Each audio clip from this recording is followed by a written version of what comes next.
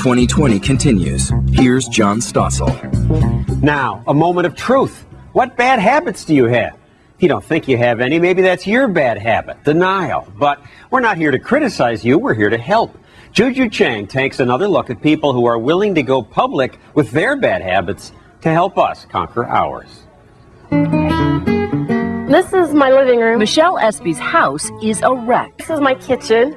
But she can't seem to stop being a slob. And this is my bedroom. Mindy Hartman can't stop shopping. Despite herself, she goes from store to store in search of bargains. Uche Odiatu is a successful dentist and fitness author who seems to have it all. But he's late for everything. What do Uche, Michelle, and Mindy have in common? A bad habit they can't get rid of. And they're not alone. Almost all of us have them. It can be anything from nail biting or compulsively checking your email or gossiping or hair twirling. Educator and life coach Judith Wright calls these habits soft addictions. Those normal everyday activities that we so often overdo that has this addictive, compulsive kind of pattern to it. In Wright's book, The Soft Addiction Solution, she breaks down soft addictions. Some zone you out, like too much TV or too much internet surfing. Some are behaviors, like overeating, while others involve gadgets. iPods and Blackberries are, for some, the adult equivalent of thumb-sucking. Wright says it's when the behavior no longer just soothes you, but begins to bother you instead.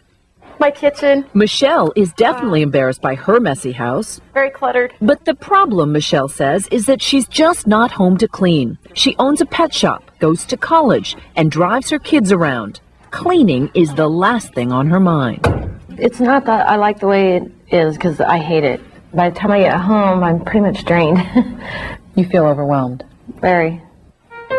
Michelle says she's not good at asking the rest of the family to pitch in, so the clutter grows and grows.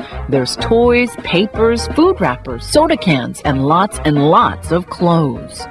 Everybody picks their own little drop-off zones. The kitchen table has stuff from everybody. It's a problem and I want to get it fixed.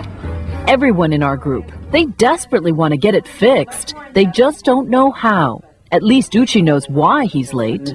I'll often say yes to everything, and I'll see maybe 15, 16, 17 patients in a day. So you can imagine that. That's a tight schedule. It is a tight schedule.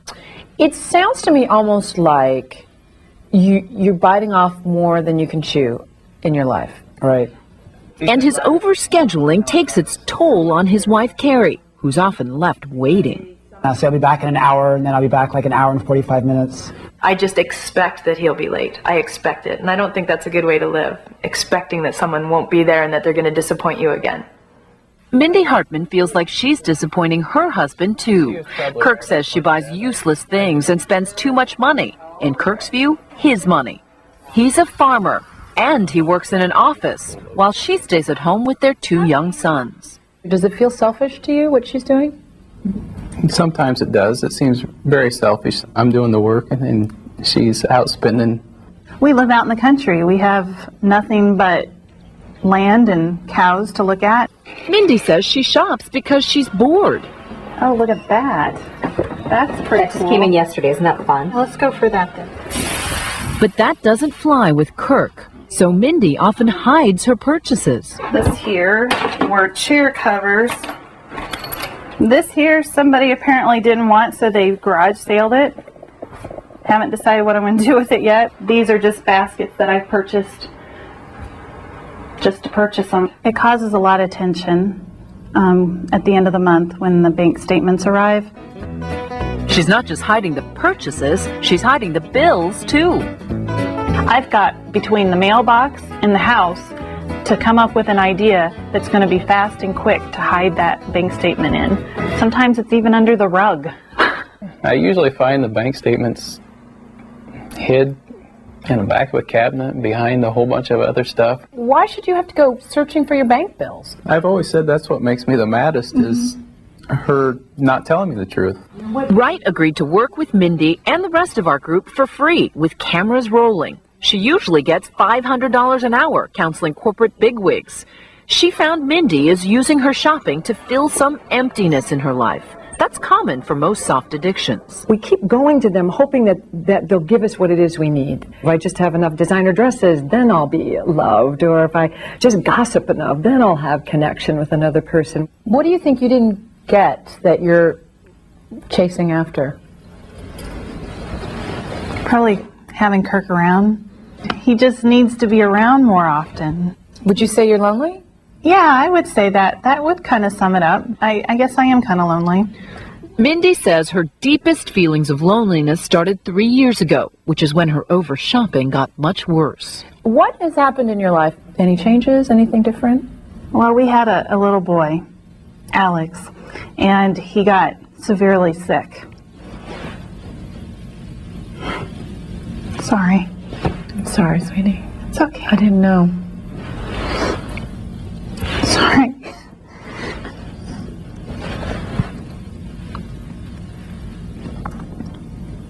We almost lost him. During Alex's long recovery, Mindy felt Kirk had abandoned her. I mean, I wanted to be there, but knew I couldn't. He has to work. He has to make the money. He has to pay the bills. So I didn't have him there.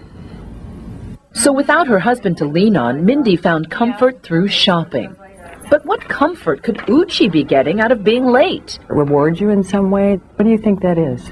I got a feeling of self-importance. For some reason, everyone's waiting for me. So in many ways, other people are taking care of you and taking the brunt and taking that pressure if you're being late. In their counseling session, Wright uncovered that deep down, Uchi's lateness is really a cry for attention. And this was supposed to be the family room. In Michelle's one-on-one session, Wright found that there were deeper emotions buried under all that clutter. I live for my kids and my animals. Is that working? I don't know. I just want all my kids and my husband to be happy. Yeah. And what about Michelle? Oh, I'll get there when the kids are gone. Wright says Michelle needs to rediscover her happiness now. I used to take pictures for fun. Yeah. I haven't done that for like 2 years. Because? No time. Wright says most soft addictions follow fairly predictable patterns. A messy person like Michelle is finding time through avoidance. Uchi's tardiness can be a power play, and Mindy's over-shopping soothes her loneliness. Her next challenge? Wright tailors a specific battle plan for each person. When we come back, will it work? When 2020 returns, if she can change from this to this, so can you. The secrets of kicking a bad habit. Next.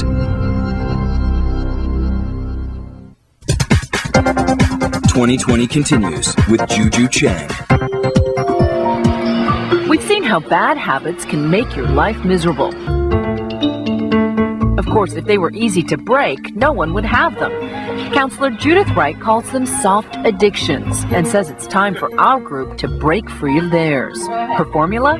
Add things that fill up their emptiness and slowly subtract from their soft addiction, one bit at a time.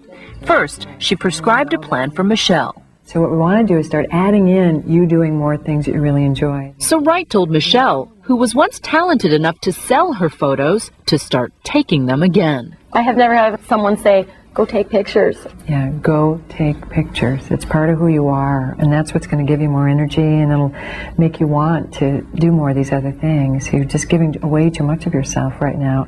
It would feel really, really good to take pictures. Then Wright tells Michelle, whose soft addiction was avoiding cleaning, to subtract a bit of it by cleaning just one thing in her house. What if we started just only with the kitchen table? Does that seem doable to you? Mm-hmm. You said take a photograph. Start with the kitchen table. Like, what's the big deal? It's a very big deal. Yes, it's a literal thing of a photograph, but it's way more symbolic for her. It means taking her life back. So how does Uchi get his life on track? For the doctor whose lateness is really a cry for attention, Wright suggests, go ahead, indulge yourself a little. You mean like getting a massage? Getting a massage is great.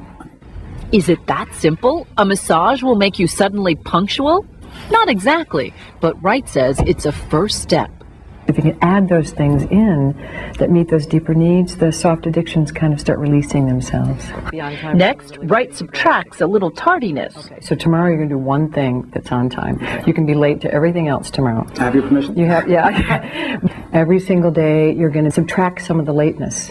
But we're not going cold turkey here. You're not going to be Mr. Punctual tomorrow. Okay. And what about Mindy, who was covering up her loneliness with shopping? Wright told her to add a little romance back into her marriage. When's the last time you two were out on a date?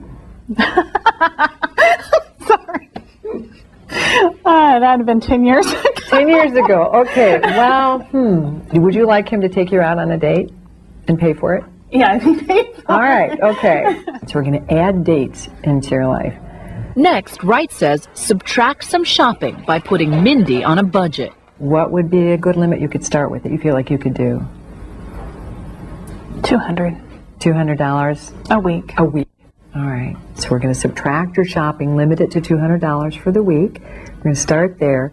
Wright sent our group home to give it all a try. But Judith Wright didn't just send them off to do it alone. She's been coaching them by phone. Hi, Judith. How are you? Will the initial enthusiasm last? Might they relapse? Mindy says some amazing things have happened. I'm getting a buzz from not having to hide anything from him. I think that's been the biggest improvement with our relationship now is I don't have to hide what I felt horrible about in the past.